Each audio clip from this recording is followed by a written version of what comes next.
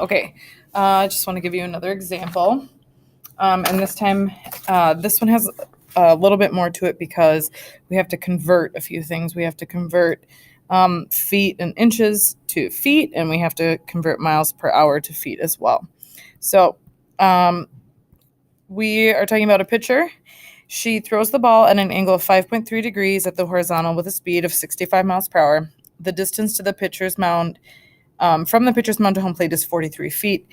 If the ball is released 2 feet 10 inches above the ground, how far above the ground is the ball when it crosses home plate?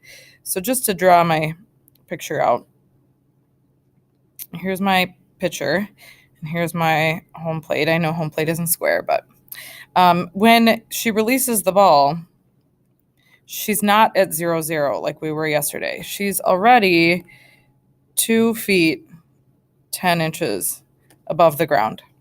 And the home plate is, what we say, 43 feet away.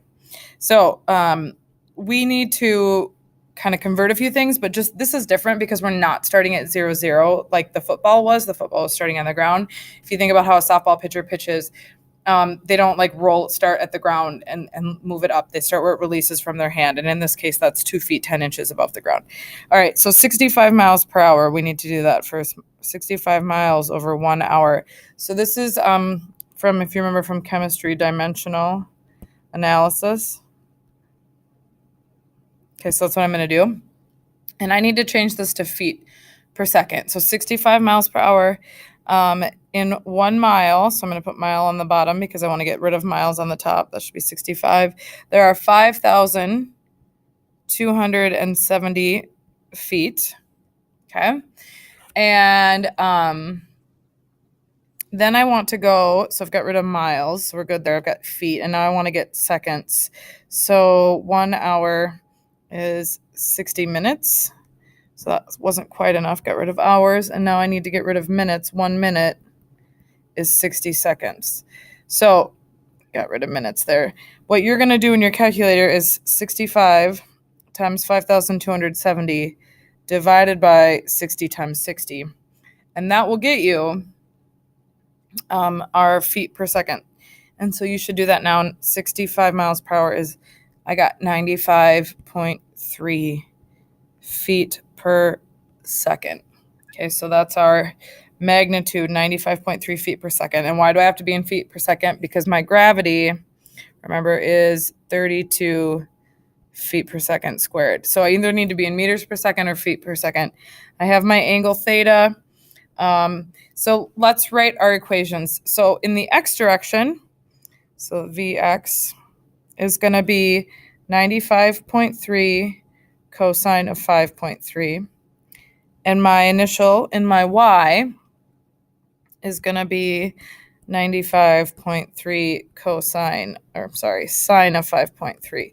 So you should be able to do those two things. Let's see. So I get my v velocity in my x direction to be 94.89, and my velocity in my y direction to be 8.8. So now I'm going to take these and I'm going to write my parametric equations. So remember, parametric equations are those systems of equations where I have x equals velocity in my y direction times t. And then y is the one where we talk about gravity. So y will be 8.8 t. And then we have to minus 16 t squared. That was the minus 1/2 t squared. This time it's different though. We need to add the starting height. Okay, the starting height was 2 feet 10 inches. 2 feet 10 inches, 2 feet, and then 10/12 of a foot. 10 inches is 10/12 of a foot. So you need to type this in to get a decimal. So when I type in 10 divided by 12, I get 0.83. So 2 feet 10 inches is 2.83 feet. We have to be all in one unit, so feet. So this is where I'm going to put plus 2.83 because instead of starting at 0-0, my Hillary throws the ball from 2 feet 10 inches off the ground, which is 2.83 feet. Okay. So then it says we know that the distance is 43 feet. Okay, that's the x direction. So I'm going to use my x equation, 94.89 t, and set it equal to 43. We want to know how many seconds have passed until she crosses home plate in the x direction. When I divide, I get t equals 0.45 seconds. Okay, so that is not my answer, but I know it takes 0.45 seconds to get from Hillary to home plate. That's 43 feet away. Now I need to plug this into my y equation to see how high it is, because it says how far above the ground. That's the y direction. So y equals 8.8 times 0.45 minus 16.45 squared plus, remember, we started up off the ground, 2.83. Okay, so when you type that into your calculator, I get 3.5 feet high.